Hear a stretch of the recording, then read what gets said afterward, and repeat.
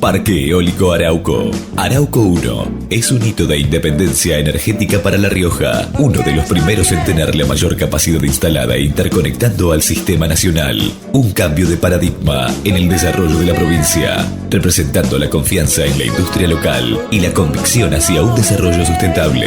Parque Eólico Arauco, presente y futuro.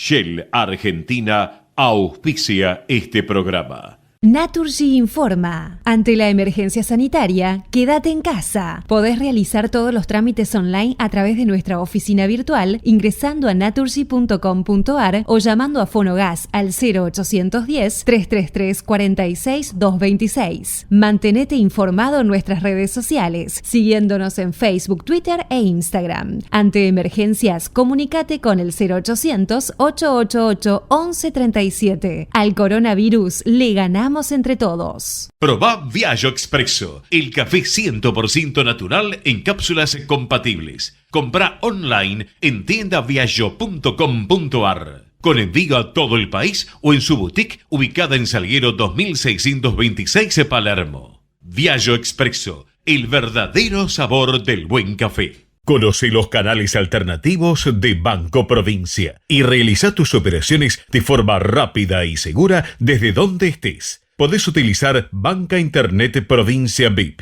VIP Móvil, Extra Cash, Punto Efectivo, cuenta DNI y una red de más de 1.800 cajeros automáticos. Conoce más en bancoprovincia.com.ar. Estudia actuación en Timbre 4. Niños, adolescentes, adultos. Dirección Claudio Tolcachir. Informes en www.timbre4.com.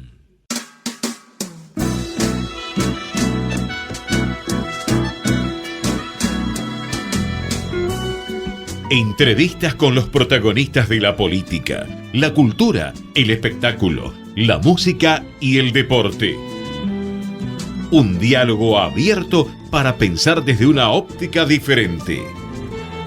Voces y Memoria, los martes de 20 a 21 con la conducción de Hernán Dobri. A noite fecunda, os gritos do seu sangue. Buenas noches, bienvenidos a una nueva emisión de Voces y Memorias. Hoy nos acompaña un empresario y economista. Estudió economía en la Universidad de Buenos Aires, CEO de TN y Platex, una de las cimenterías más grandes del país.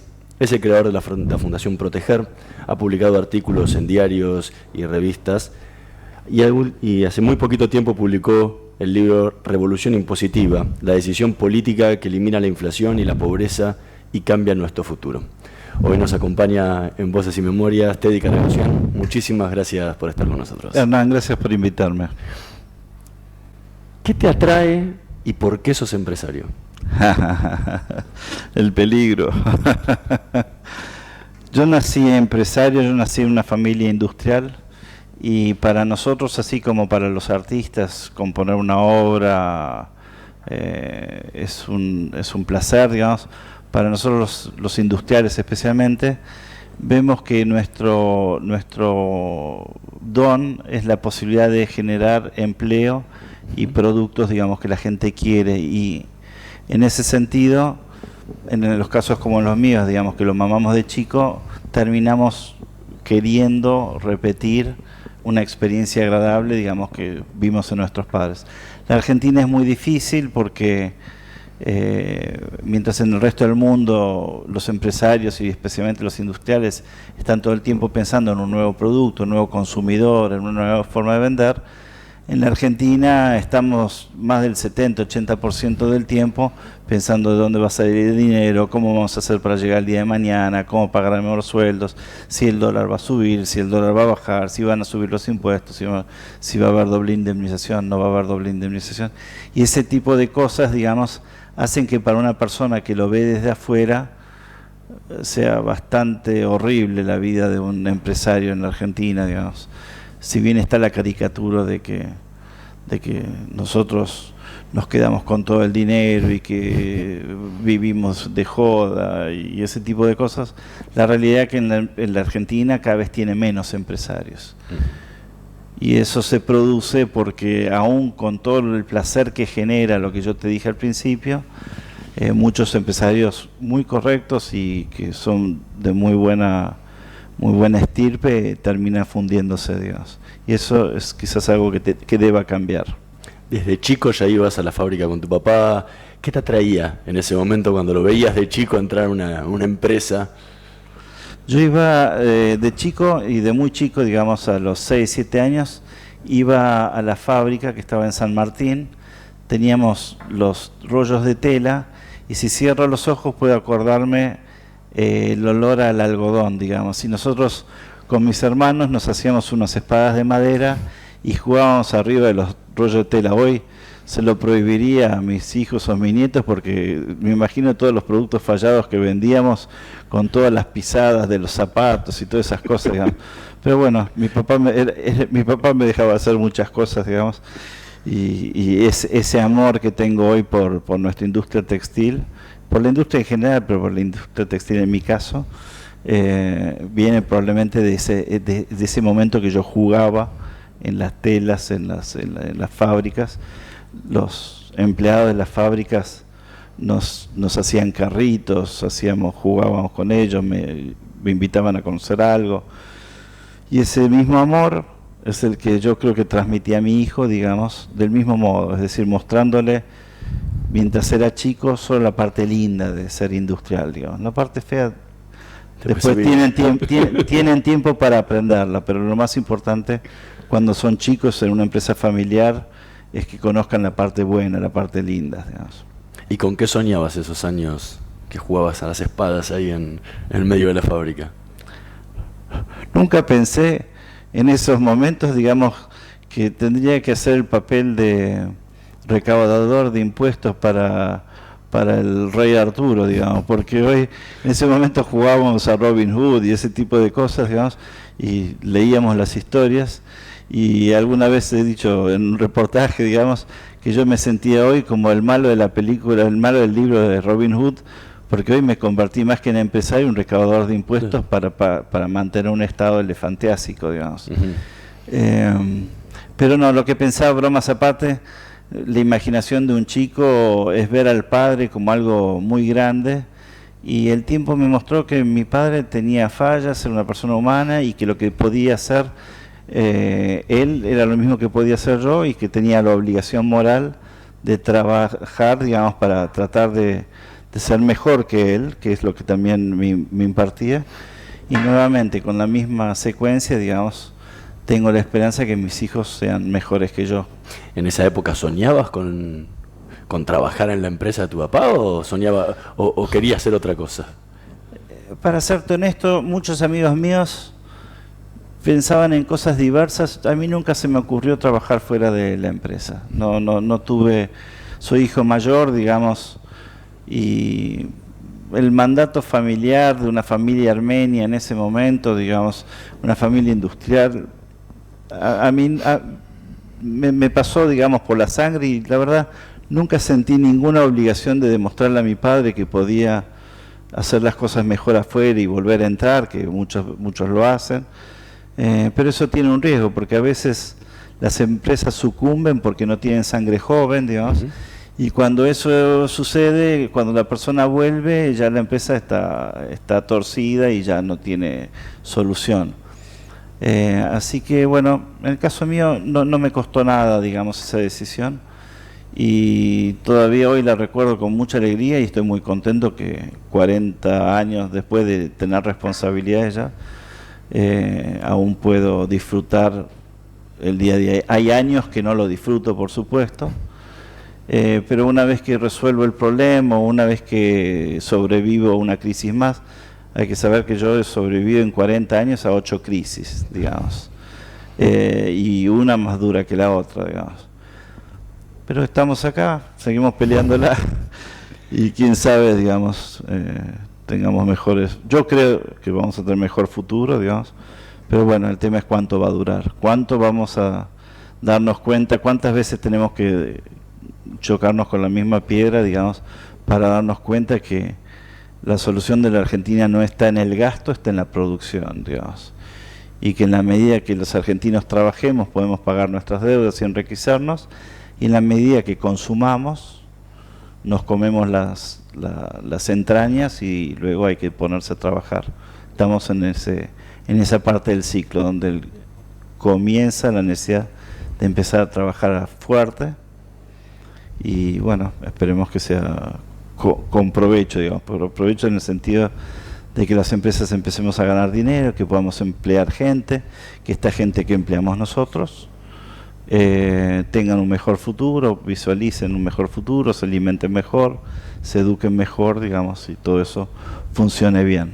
Mientras estabas al final del secundario, empezaste a trabajar en la fábrica con tu papá. ¿Por qué decidiste estudiar economía?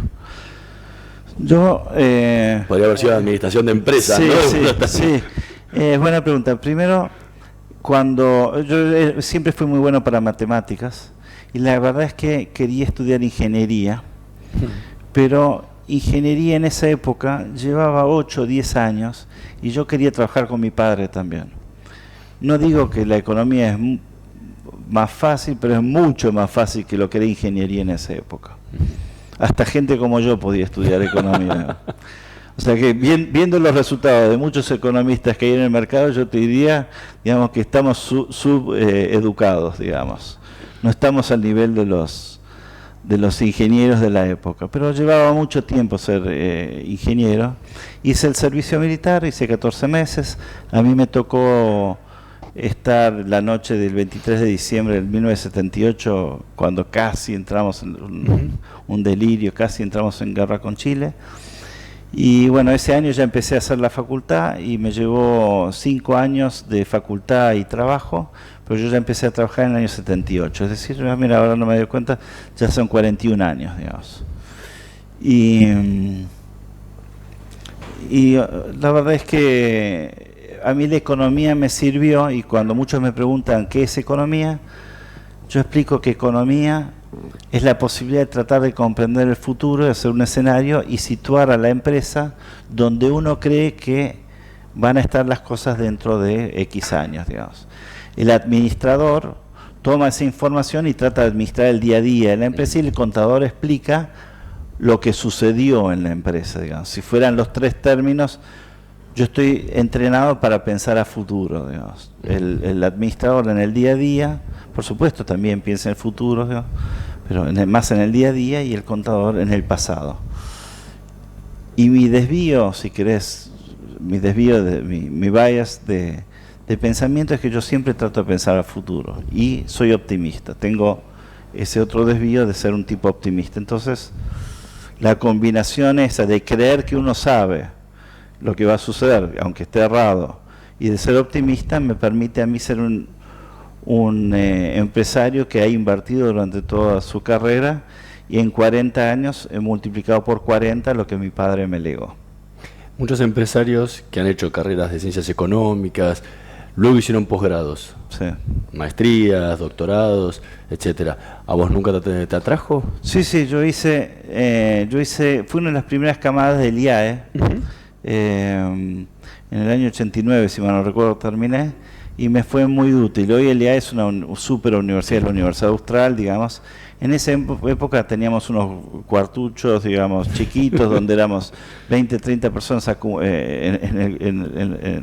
pero la verdad es que tengo muy buenos recuerdos, y ese máster fue muy importante para, primero, comprender cómo pensaban otros, y también, por supuesto, sumar bagaje.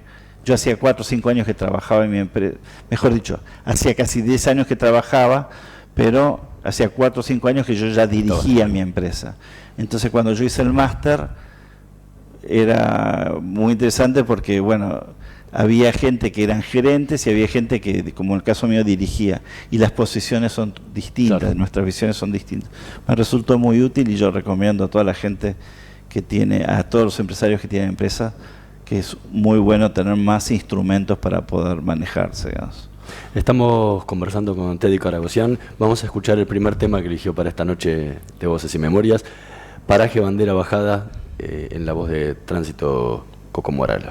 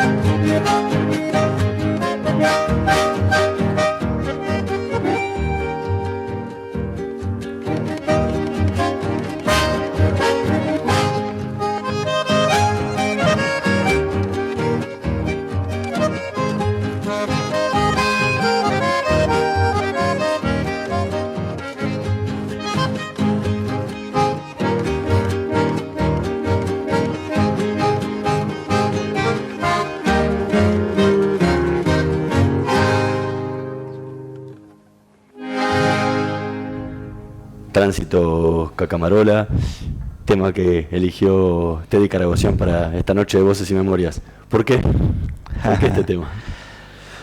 Porque a medida que voy creciendo voy entendiendo más, digamos, la importancia de conocer las raíces. Si bien yo soy de origen armenio, digamos, mis raíces son argentinas. Mis padres eligieron la Argentina como país que los aclamó, los recibió, digamos, y ellos apreciaron mucho lo que el país les dio.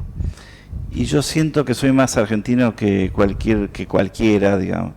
Y entre otras cosas, por eso hice el servicio militar. En mi época muchos compañeros y amigos se salvaban y yo tuve la opción de salvarme y yo dije, yo quiero hacer el servicio militar porque para mí es una obligación con mi país.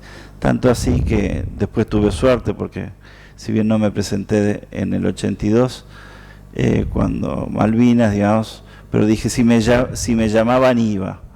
Por suerte no me llamaron, fue una carnicería. Pero mi concepto es que la Argentina nos recibió a mi familia y el chamamé es una de las músicas más lindas que tiene nuestro país. Representa a los correntinos probablemente muy bien y Corrientes es una provincia que yo quiero mucho, así que a tu pedido, digamos, se me ocurrió que el primero podía ser un chamamé. Recién hablabas de la acogida que le dio el país a tus padres. ¿Cómo fue que llegaron?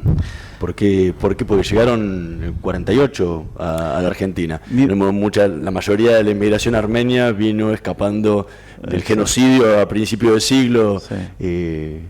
¿Por qué la razón de la llegada de ellos acá? Como bien decís, en la Argentina siempre recibió bien a los armenios y todavía recibe bien a los armenios. En 1915, después de las matanzas, digamos, los patronatos ingleses y franceses trajeron armenios de jóvenes, chicos, muchos que habían quedado huérfanos, algunas mujeres, trajeron y fueron la primera oleada. La segunda oleada viene después de la Segunda Guerra Mundial. Turquía había permanecido neutral, pero se empezaban a producir unos cambios estructurales en Turquía y algunos temían de que los armenios vuelvan a ser carne de cañón. Y entonces poco a poco se empezaron a ir.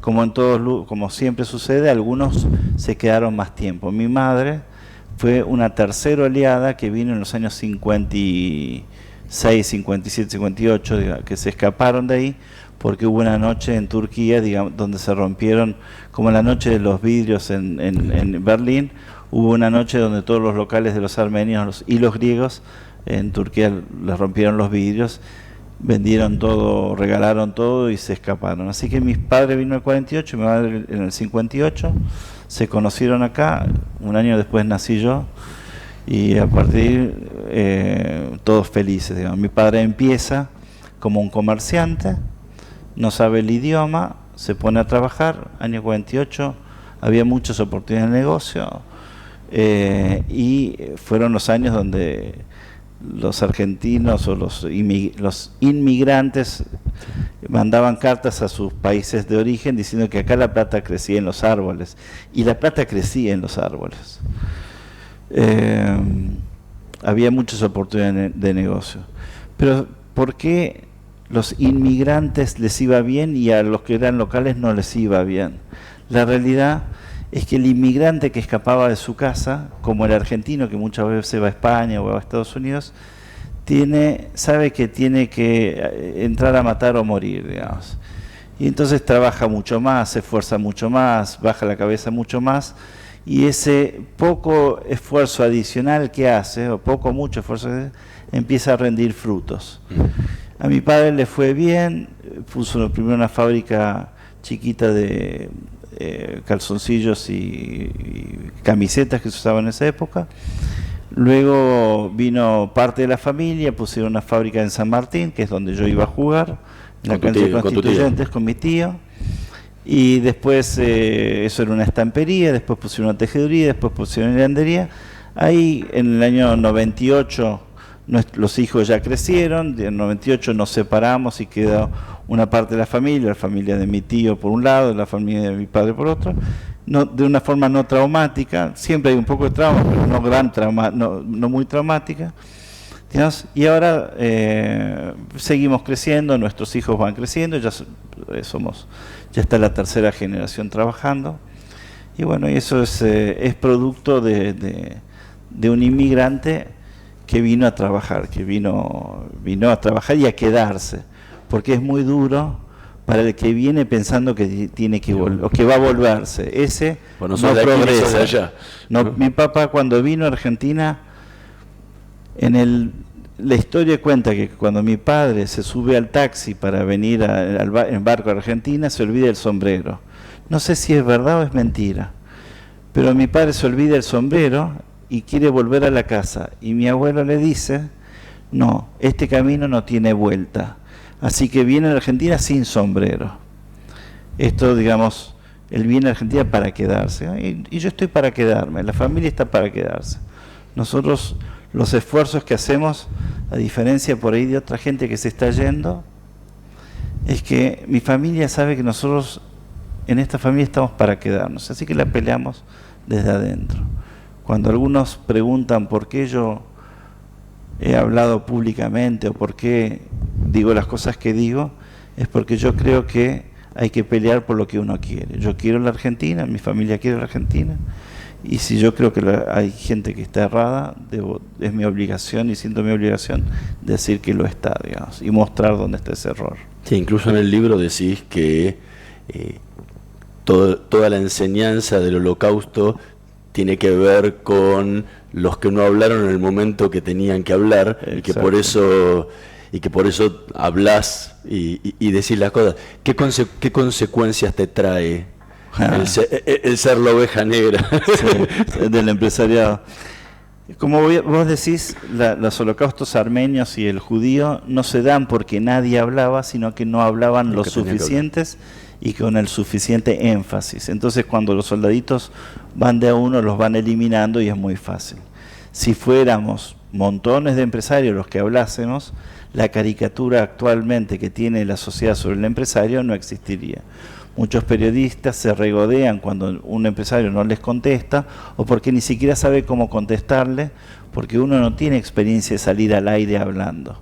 Esto, en el año 2002-2003, habiendo comprendido ese fenómeno, yo propongo, digamos, hacer lo que se llama la Fundación Proteger, que pudiera hablar por los empresarios de una forma coordinada en el mundo en esa época no se usaba la palabra, pero es la cadena algodonera, es decir, desde que sale el algodón del campo hasta que llega al producto final, digamos. Y entre medio están los diseñadores que viven en Buenos Aires, los trabajadores que están en las provincias con las fábricas y los algodoneros que están más en las provincias aún más del norte. Entonces, esta fundación se hace para que no suceda el holocausto que sucedió, por supuesto, mucho más grave, digamos, los que sucedieron en Armenia y el judío, pero el holocausto que sucedió en el año 79 y que estaba sucediendo en los años finales de los años 2000, digamos. Yo me prometí que no iba a volver a sufrir consecuencias por no tener capacidad de hablar. Empecé a prepararme, empezamos a formalmente a generar argumentación que fuera sólida, y la fundación fue formando un montón de gente que tiene capacidad hoy de responder a casi cualquier tema, explicando por qué y dónde están los errores de los funcionarios que dicen que nuestra industria no es para la Argentina. Es justo lo contrario. Nuestra industria es la industria ideal para un país como la Argentina, como lo fue ideal para el desarrollo de Inglaterra, de Francia, de Suiza, de Estados Unidos. Hay que recordar, la gente no sabe, que la guerra civil americana se produce por la industria textil, porque los del sur querían exportaban el algodón a Inglaterra, y los del norte, que habían copiado las máquinas inglesas, querían quedárselo ellos. Como el capital más importante que tenía el sureño era el esclavo, lo que hacen los del norte es, le dicen, bueno, ahora los esclavos son libres, y entonces le bajan el patrimonio a la mitad a los del sur. Y esa es la pelea de verdad. Luego la textil se va a Japón, se va a Corea, se va a China, se va a Tailandia, se va... Todos los países que crecieron lo usaron la textil. ¿Por qué? Porque la industria textil es la que es más mano de obra intensiva con menor cantidad de capital requerido. Entonces es la mejor para desarrollar el problema que tiene hoy la Argentina. Hoy, ¿qué problema tenemos en Argentina? Nos hemos quedado sin capital, tenemos mucha agua y sol que nos permite tener uno de los países que más algodón podría tener, que no lo tenemos bien. ¿Por qué? Porque el algodón consume más mano de obra que la soja. Y como los impuestos van sobre la mano de obra, es más conveniente hacer soja que hacer algodón. Entonces, hicimos la Fundación Proteger y la verdad que nos viene. Hoy nadie puede hablar mal de la industria textil sin saber que alguien le va a responder. Y eso no sucedía hasta el año 2002. Estamos conversando con Teddy Caragosian. Vamos a hacer una pequeña pausa. En un minutito más volvemos con más Voces y Memorias. Ecomedios.com AM1220. Estamos con vos. Estamos en vos. No aplaudamos al mosquito, combatámoslo en serio. Para combatir el dengue, el zika y el chikungunya, evitemos que los mosquitos piquen y se reproduzcan. Usemos repelentes, coloquemos tules en la cuna de los bebés y demos vuelta a contenedores para que no se acumule el agua. Si tenés fiebre alta, dolor de cabeza y dolor muscular, no te automediques y acudí al médico. Encontrá más información en argentina.gov.ar. Argentina Unida, Ministerio de Salud, Argentina Presidencia. Podés vernos en vivo en ecomedios.com. Contenidos audiovisuales. Vos sabés que tenés que cuidarte y cuidar a los demás. Por eso, si Si sabés de alguien que no respeta el aislamiento obligatorio o de algún caso de abuso por parte de las fuerzas de seguridad, te pedimos que llames a la línea 134 y denuncies. La línea 134 fue creada exclusivamente con este fin, porque sabemos que quedarnos en casa es la única manera de minimizar el contagio. Vencer el virus es responsabilidad de todos. Cuidarte es cuidarnos. Argentina Unida. Argentina Presidencia. Conectate con nosotros. Twitter @ecomedios1220. Voces y Memoria. Una hora con los protagonistas de la política, la cultura, el espectáculo, la música y el deporte para pensar desde una óptica diferente.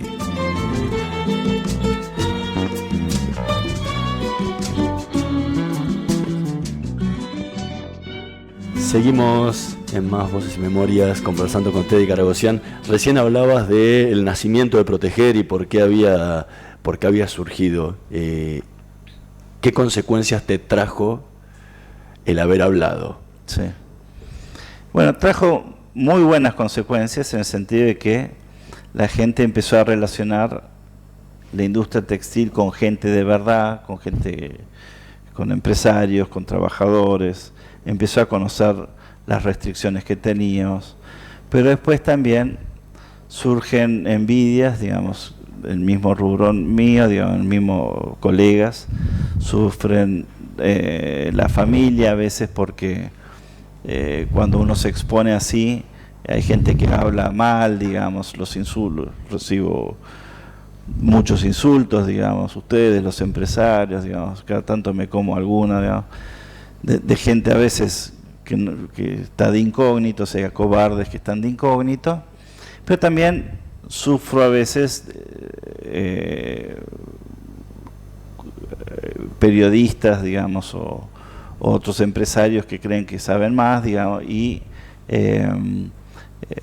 dicen cosas bastante incorrectas, digamos. Hace un año tuve una discusión con alguien que me dice, pero vos tenés una casa en Punta del Este.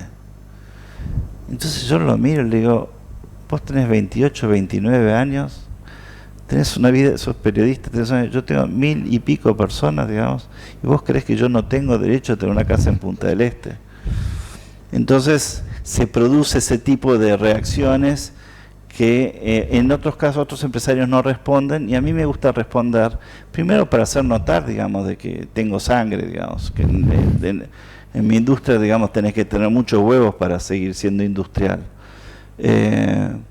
Muchos empresarios prefieren callar, y entonces, como ellos prefieren callar, les gusta que otros se callen también, porque si no se muestran ellos como cobardes, digamos, que no salieron a hablar. Yo creo que es al revés. Yo creo que el empresariado tiene que salir a hablar mejora tu argumentación, y el mejorar tu argumentación mejora tus explicaciones y la sociedad empieza a comprenderte.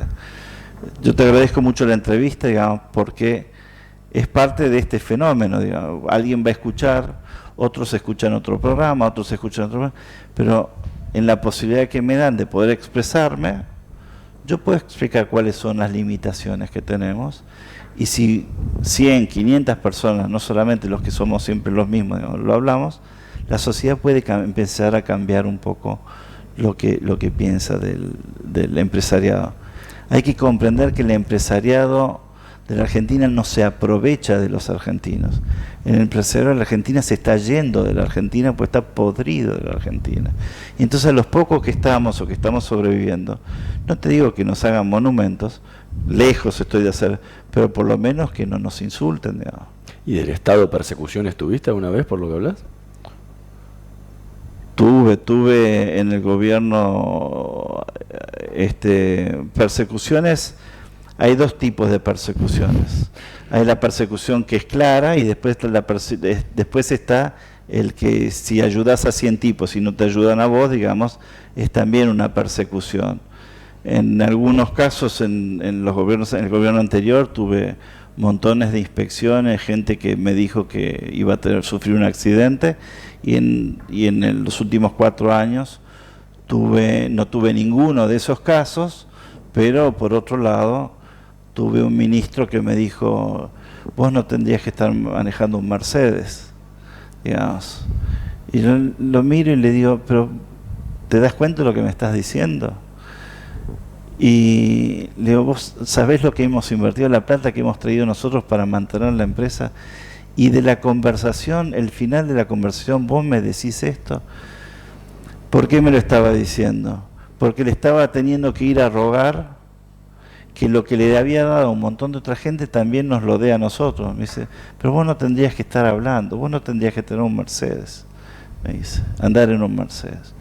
Y yo le dije, mira, este Mercedes lo compré con el dólar regalado del gobierno anterior. Y ustedes están regalando el dólar, subiendo la tasa de interés, regalando el dólar. Y hay gente que está comprando Mercedes acá, el cohete, estamos perdiendo dinero porque ustedes creen que regalar Mercedes y regalar Audis y regalar autos importados, digamos, la Argentina lo puede hacer. No podemos seguir malgastando ese dinero. Así que hay dos tipos de persecución. Yo sufrí las dos, digamos. Recién hablabas de que quedan pocos empresarios argentinos y en el libro contás muchos casos de gente que vendió sus empresas en diferentes décadas del país u otros que decidieron radicarse en otros países para pagar menos impuestos y salir de la cantidad de impuestos que hay en Argentina. ¿En algún momento pensaste en vender?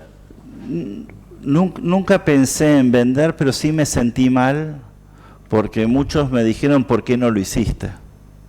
¿Tuviste ofertas? No, cuando la gente es muy inteligente vende en buen momento, digamos. En el caso mío, que claramente no soy tan inteligente, en los buenos momentos me la quise quedar y en los malos momentos no había quien me la comprase. Tampoco quería. Nosotros trajimos mucho dinero, digamos, hay que pensar que un mes de venta de una empresa es muchas veces todo el patrimonio del dueño. O sea, cuando dicen hay que poner el dinero en la empresa, en un mes se la come, digamos. Entonces, lo que sucedió y está el riesgo de que suceda es no comprender la dinámica. Cuando uno dice hay que poner el hombro, las empresas no tenemos hombros. Las empresas son entidades jurídicas que ganan dinero o pierden dinero. Cuando pierden dinero, como sucede con las ratas en los barcos que se hunden, escapan todos. Se escapa el cliente, se escapa el proveedor, se escapa el banquero, se escapa el dinero. Entonces las empresas, para poder rendir frutos a la sociedad, tienen que tener ganancias. No tienen por qué tener una ganancia superavitaria, pero cuando tienen pérdidas, no dan. Si empresas como Arcor, Ledesma, Molinos, empresas paradigmáticas de la Argentina que saben, o sea, empresas como la mía que ya sabemos, nosotros éramos la empresa más grande del hemisferio sur, hoy somos la empresa más grande de la Argentina. ¿Por qué? Porque nos achicamos a la mitad. Digamos. Cuando empresas como las que mencioné antes pierden dinero siendo los que más saben cómo producir, alguien tiene que tomar nota de que algo está sucediendo mal. No me pueden decir que porque la gente está viajando al exterior o comprando autos importados, la Argentina anda bien. ¿Y esto por qué lo digo? Porque el empresario argentino que se va no vuelve. Y entonces los que están localmente no tenemos que echarlos. Digamos. Y es muy importante la comunicación. Vuelvo a decir esto, digamos, enfáticamente. Yo comprendo que mucho del periodismo es progresista y que tiene una idea ideal de lo que debiera ser un empresario, pero ese empresario no existe acá y no existe en el mundo. En la medida que lo que la sociedad escuche sea siempre, digamos, de que los empresarios son gente mala, llega un momento que el empresario se hincha las pelotas y se va. Digamos, o sea, porque el empresario no es una entidad fría y calculadora, es un tipo que tiene hijos que sufren las mismas consecuencias.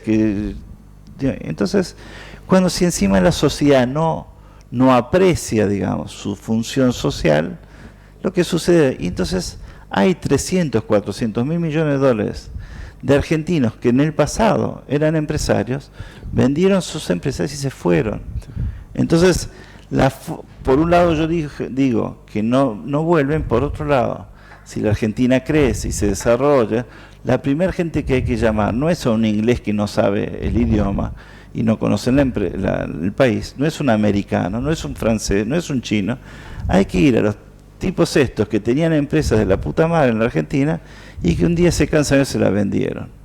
Y eso puede volver a suceder, pero hay que llamarlos, hay que decirles, hay que movilizarlos para que vengan. ¿Te verías sin hacer nada? Yo me vería, sí, digamos, pero mira, voy a decirlo públicamente, tuve un periodo donde estuve varios años haciendo poco porque las crisis me habían mellado. Y entonces necesité 4 o 5 años de hacer muy poco porque tuve que proteger mi cerebro, digamos. Pero mi especialidad son las crisis, entonces cuando la crisis vino de nuevo, volví de nuevo y estoy contento de haber vuelto porque, en definitiva, como el médico que salva una empresa, un paciente, digamos, un empresario que salva una empresa, se pone contento. Pero desde que volví ya tuve 2 crisis. Tuve la crisis del 2014 y tuve la crisis que venimos teniendo durante este gobierno. Así que es cansador y lo que la gente debe comprender es que es muy cansador.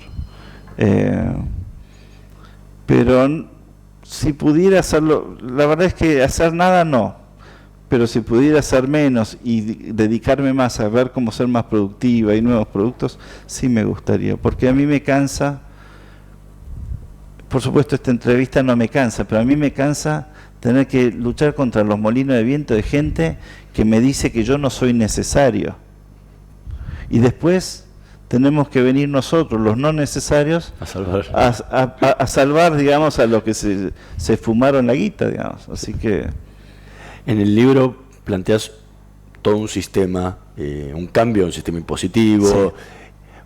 Y contás también que lo presentaste varias veces a diferentes funcionarios del gobierno anterior y a diferentes políticos, pero nadie te da bola. Sí. ¿Por qué? En el libro lo que yo planteo, digamos, y el resumen del libro, si yo pudiera ser ultra resumido, es que los impuestos tienen que ir en la cabeza de Teddy, no de la empresa de Teddy, o no sobre el trabajo de Teddy. O sea, Teddy puede ser un empresario y ser, sí, no sobre eso, o un empleado y no sobre lo que él gana. Sí. Tiene que ir sobre lo que él tiene. Sí. Porque lo que está mal distribuido en el mundo no es el ingreso, es la riqueza. El ingreso está mal distribuido, pero está peor distribuida la riqueza. Cuando yo he ido a los funcionarios, es interesante, cuando voy a nivel nacional me dice que las provincias no querrían, y cuando voy al nivel provincial me dicen que la nación no querría. El concepto que yo planteo es lo que se llama, y esto es muy técnico, correspondencia fiscal. Es decir, que si yo te voy a cobrar un impuesto, yo soy el que te tiene que dar los servicios. En la Argentina se dice federal, y el gobierno anterior dice, fuimos los más federales, porque le mandábamos todo el dinero al interior. Esa no es la definición de federal. La definición de federal es, yo le recaudo a fulano y le doy los servicios a fulano. En Estados Unidos, en Suiza, los países que mejor y más productividad tienen, esa correspondencia permite que el ciudadano controle el gasto y que el que gasta públicamente relacione el gasto con lo que su ciudadano que le pagó el impuesto. Entonces las escuelas mejoran, no necesitamos escuelas privadas, las calles mejoran. Si un intendente quiere cloaca o ruta o lo que fuera que quiere, es el intendente el que sabe, no el gobernador o la nación. Ahora, si el intendente es el dueño de la plata, elige él la empresa constructora. Si él elige la empresa constructora, no hace falta que los jóvenes del pueblo se vayan a vivir a las grandes ciudades. Entonces, la correspondencia fiscal y el federalismo fiscal lo que promueve es la distribución de la población en toda la Argentina, no concentrada en Buenos Aires. Cuando eso sucede, los costos bajan significativamente. ¿Por qué? Porque desaparece la corrupción como concepto. Los argentinos no somos más corruptos que el resto del mundo. Los argentinos no somos más imbéciles que el resto del mundo. Lo que pasa es que los argentinos tenemos un sistema que promueve un comportamiento corrupto y promueve una imbecilidad colectiva. En los países que tienen correspondencia fiscal eso no puede suceder, porque cuando se desvía el gasto, enseguida se nota. Y al notarse enseguida, se pone el intendente que saque los pies del plato, no lo eligen más, digamos. Y ese principio tan simple, cóbrenle a Teddy y no a la empresa de Teddy o al trabajo de Teddy, hace que los productos bajen un 75% del precio. ¿Es posible? No es muy difícil. En Estados Unidos los productos valen una tercera parte que en Argentina. Olvidémonos ahora que con las devaluaciones es el tipo de cambio, ¿no? Es el tipo de cambio. Pero los productos valen mucho menos y desaparece la desocupación. ¿Por qué? Porque cuando el producto es barato, la gente lo consume, porque no se siente violada cada vez que compra un producto. Pero además, cuando el producto es barato, se puede exportar y podemos exportar al mundo. Estuve recién con alguien que hacía arroz y vende los arroces en bolsa de 50 kilos. Le digo, ¿por qué no los vendes en caja? Porque no nos da el número. Nosotros se lo vendemos a los ingleses, ellos lo envasan y lo venden a la tercera parte en el supermercado. ¿Cómo puede ser que en el proceso de la Argentina, de que lo tengo de 50 kilos, la bolsa de 50 kilos, hasta que llegue al supermercado, el valor se hace inviable cuando yo puedo exportar este arroz a los ingleses y lo hacen? La diferencia es dónde están situados los impuestos. Estamos conversando con Teddy Karagosian. Vamos a escuchar el segundo tema que eligió para esta noche de Voces y Memorias, el preludio de la suite número 1 de Johann Sebastian Bach en la versión de Yo-Yo Ma.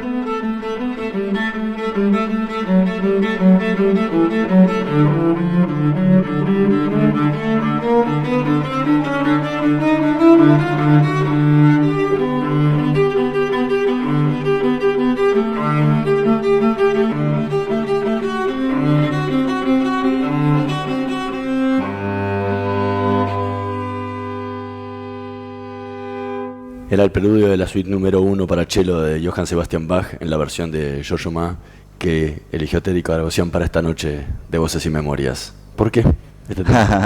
Esta es porque necesito cada tanto momentos de súper tranquilidad y Yo-Yo Ma con su cello hace maravillas. Tiene, la verdad que los que lo conocen, yo lo descubrí hace 2-3 años y cualquier cosa que escuche el tipo me mata, digamos, me tranquiliza significativamente.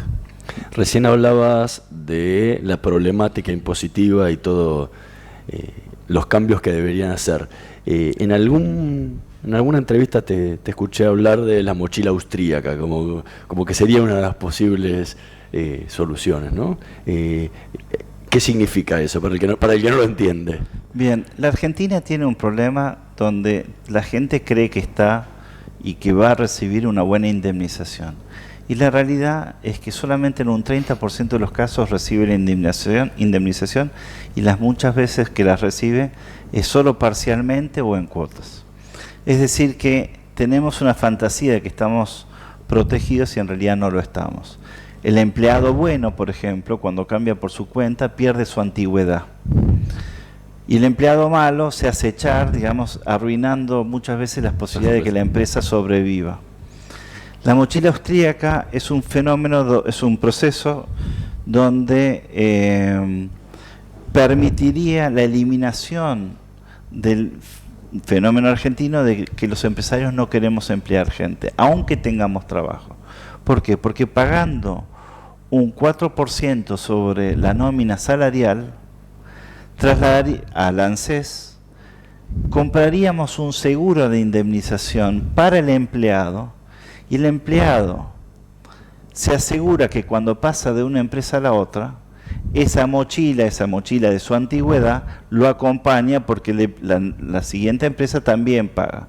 Si un día queda desempleado, es el ANSES que, cobrando de toda la sociedad que trabaja y paga ese 4%, le paga el mismo ingreso que tenía el último día que tenía empleo. Y si tiene 15 años de antigüedad, por ejemplo, y se queda 2 meses sin trabajo, cuando llega a la otra empresa se queda con 13 años de antigüedad.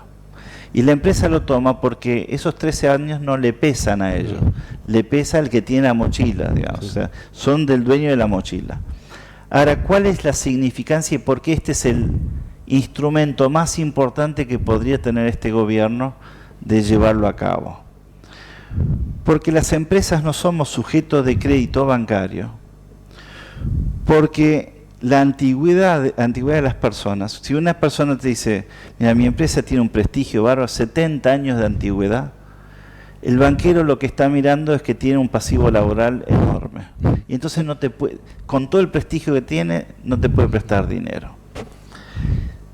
Ahora, si desaparece el pasivo laboral, la empresa es sujeto de crédito. Y si es sujeto de crédito, vale más la empresa. Entonces, el empresario que no estaba invirtiendo, porque la empresa no valía nada porque tenía el pasivo laboral, o que no estaba invirtiendo porque no conseguía que los bancos le presten dinero, ahora tiene un objeto de mucho valor. ¿Y qué hace la gente que tiene un objeto de mucho valor? Lo cuida mucho más. Ahora, esto por el lado de la empresa, pero por el lado del empleado, el lado del empleado hoy cree que va a cobrar algo y muchas veces no cobra, porque las empresas, para no pagar eso, quiebran.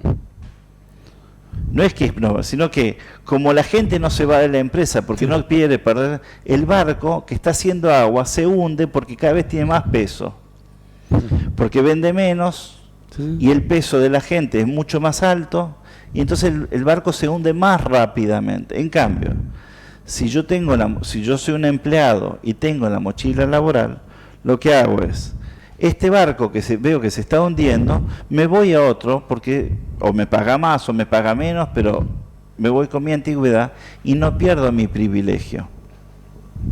Pero cuando la persona se va 1, se va 2, se va 3, el barco deja de hacer agua. Claro. Y entonces el barco sobrevive y el otro que necesitaba gente, toma gente. Claro. Y la persona que cambió de empresa, sigue con su antigüedad. Claro, ahora, no pierde ¿qué es lo que está sucediendo hoy? Cuando el barco se está hundiendo, hay algunos empleados que tienen 20 años que le hacen un juicio a la empresa y la empresa todavía tiene algo de dinero. Ese dinero que tiene se lo sacan a la empresa y quedan desguarnecidos el resto de los empleados. La mochila austríaca hace que las empresas y las personas, todos con mucho más derecho del que teníamos antes, en un sistema de seguro social, todos estemos mejor. Y cuando eso sucede, baja el gasto público. ¿Por qué? Porque el gasto público en la Argentina es muy alto, producto del subsidio que se requiere para los que están desempleados, de la cantidad de jubilados que como no consiguen empleo se terminan jubilando, y la cantidad de empleados del Estado que van a trabajar en el Estado porque ahí tienen seguridad. Así que la mochila austríaca es la llave para los problemas que vienen hoy en la Argentina. Antes hablaste de tu papá y de la empresa que creó. ¿Cuáles son las enseñanzas que te quedaron de él? Nosotros, la generación mía y la de los más chicos, somos muy blandos y no hemos sufrido lo que han sufrido nuestros padres. Mi padre, mientras estaba bien y con ayuda de un periodista, escribió un libro de su historia. Y ahí nosotros podemos leer las dificultades verdaderas que tuvieron la generación de nuestros padres. Están todavía gente, digamos, que ha sufrido mucho de la guerra. En el caso de mi padre, digamos, ha sufrido en Turquía. Inclusive cuando vino acá trabajaba, como se deslomaba para trabajar. Y cuando a veces nosotros vemos que nuestros hijos dicen estoy muy cansado o estoy aburrido, un poco creo que nos falta esa perspectiva. Si algo me dejó mi padre es la posibilidad de tener esa perspectiva y saber que es mi obligación trabajar, digamos, que es mi obligación esforzarme. Y como mis hijos tuvieron la suerte de conocer al abuelo, eso también se transmitió a mis hijos y mis sobrinos, digamos. Así que probablemente ese sea el mejor legado. Y el otro es el amor por nuestro país. En mi familia, digamos, nadie dice este país, es mi país. Mi madre, cuando todavía escucha a alguien decir en la televisión este país, se ofende y dice es mi país, digamos. Así que ese es un legado también importante. Teddy Caragossian, muchísimas gracias por habernos acompañado esta noche. Muchas gracias por invitarme. Nosotros nos vamos a reencontrar la próxima semana en la operación técnica Carlos Heinze y Gerardo Subirana, y en la producción Martín Pereira Ubet. Nos vemos la próxima semana. Chao. Parque Eólico Arauco. ¿Sabías que un generador de 2.1 megawatts genera suficiente energía para abastecer 2.800.000 hogares por año y el equivalente necesario para regar 2.900 hectáreas de olivos anualmente? Significa no emitir 3.700 toneladas de dióxido de carbono al año. Asimismo, con su potencia de 50 megawatts, permite un ahorro anual de combustible de más de $12 millones. Parque Eólico Arauco. Presente y futuro. Shell Argentina auspició este programa. Naturgy informa. Ante la emergencia sanitaria, quédate en casa. Podés realizar todos los trámites online a través de nuestra oficina virtual ingresando a naturgy.com.ar o llamando a Fonogas al 0810-333-46-226. Mantenete informado en nuestras redes sociales, siguiéndonos en Facebook, Twitter e Instagram. Ante emergencias, comunícate con el 0800-888-1137. Al coronavirus le ganamos entre todos. Probá Viaggio Expresso, el café 100% natural en cápsulas compatibles. Comprá online en tiendaviaggio.com.ar. Con envío a todo el país o en su boutique ubicada en Salguero 2626 Palermo. Viaggio Expresso, el verdadero sabor del buen café. Conoce los canales alternativos de Banco Provincia y realiza tus operaciones de forma rápida y segura desde donde estés. Podés utilizar Banca Internet Provincia VIP, VIP Móvil, Extra Cash, Punto Efectivo, cuenta DNI y una red de más de 1.800 cajeros automáticos. Conoce más en bancoprovincia.com.ar. Estudia actuación en Timbre 4. Niños, adolescentes, adultos. Dirección Claudio Tolcachir. Informes en www.timbre4.com.